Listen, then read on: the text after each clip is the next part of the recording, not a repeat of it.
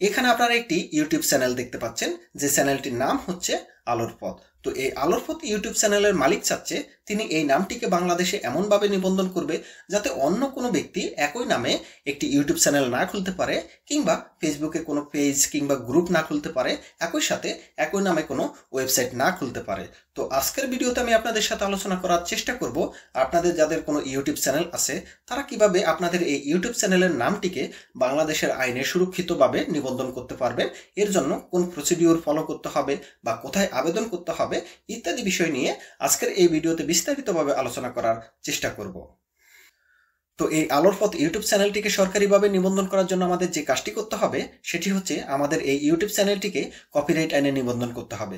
আমরা যখন আমাদের ইউটিউব চ্যানেলটিকে কপিরাইট আইনে নিবন্ধন করব তখন আমরা বাংলাদেশ সরকার কর্তৃক একটি সার্টিফিকেট পাবো, যে সার্টিফিকেটের মাধ্যমে এটি প্রমাণিত হবে যে এই আলোর পথ ইউটিউব চ্যানেলের স্বত্বাধিকারী হচ্ছি আমরা।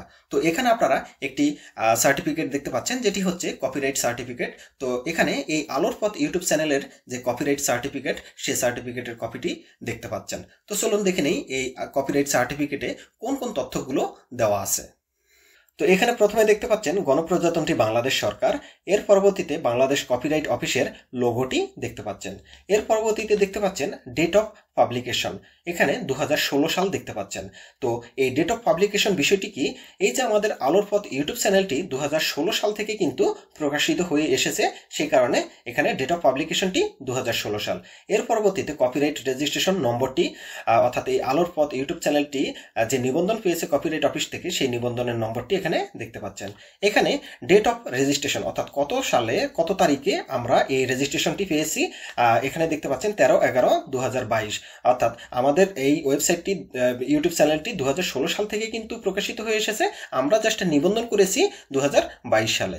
এখানে আরেকটি মজার বিষয় দেখুন, ভ্যালিডিটি অর্থাৎ কত সাল পর্যন্ত এই রেজিস্ট্রেশনের মেয়াদ থাকবে সেটি দেখতে পাচ্ছেন যে 60 ইয়ার, অর্থাৎ এই সার্টিফিকেটটি আলোর পথ ইউটিউব চ্যানেলটি যে আমরা কপিরাইট আইনে নিবন্ধন করেছি সেটি পরবর্তী 60 বছর পর্যন্ত কিন্তু বলবৎ থাকবে।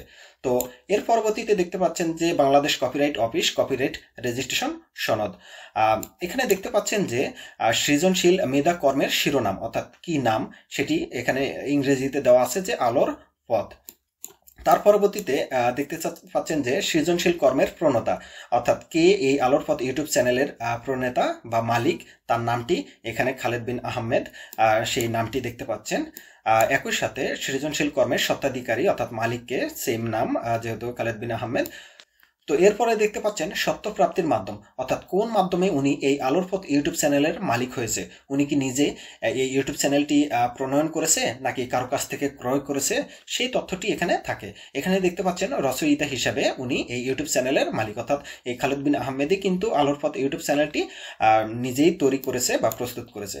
তো এর পরবর্তীতে দেখতে পাচ্ছেন যে সৃজনশীল কর্মের ক্ষেত্র, অর্থাৎ এই কর্মটি এই যে আলোর পথ এটি কোন কোন ক্ষেত্রে প্রযোজ্য হবে, এখানে দেখতে পাচ্ছেন ওয়েবসাইট, ইমেইল, ইলেকট্রনিক্স যোগাযোগ সহ অন্য কোনো মাধ্যম, বিশেষ করে ইউটিউব চ্যানেল, অর্থাৎ এই সমস্ত ক্ষেত্রের জন্য কিন্তু এই আলোর পথ ইউটিউব চ্যানেলটিকে সরকার কর্তৃক নিবন্ধন প্রদান করা হয়েছে। তো এখানে রেজিস্টারের সিগনেচার দেখতে পাচ্ছেন, এবং মূলত এটি হচ্ছে কিন্তু এই কপিরাইট আইনে নিবন্ধনের সার্টিফিকেট। তো আপনারা যখন আপনাদের ইউটিউব চ্যানেল বা আপনাদের ফ্যান পেজ যেগুলো আপনাদের কাছে ভবিষ্যতে মনে হচ্ছে যে মূল্যবান হবে বা বর্তমানে বাই দিস টাইম মূল্যবান হয়ে গিয়েছে, সেগুলোকে অবশ্যই আপনারা কপিরাইট আইনে নিবন্ধন করে ফেলবেন। এতে করে বাংলাদেশ সরকার কর্তৃক একটি সার্টিফিকেট ইস্যু করা হচ্ছে যে এই কর্মটির মালিক বা এই বিষয়বস্তুটির মালিক আপনি। তো এই ব্যাপার নিয়ে যদি আপনাদের কোনো প্রশ্ন থাকে বা কোনো তথ্য জানতে চান সেক্ষেত্রে অবশ্যই আমাদের ফোন করবেন। আমাদের ফোন নাম্বার 01917568 940। তো সবাই ভালো থাকবেন, সুস্থ থাকবেন, সবাইকে ধন্যবাদ, আল্লাহ হাফেজ।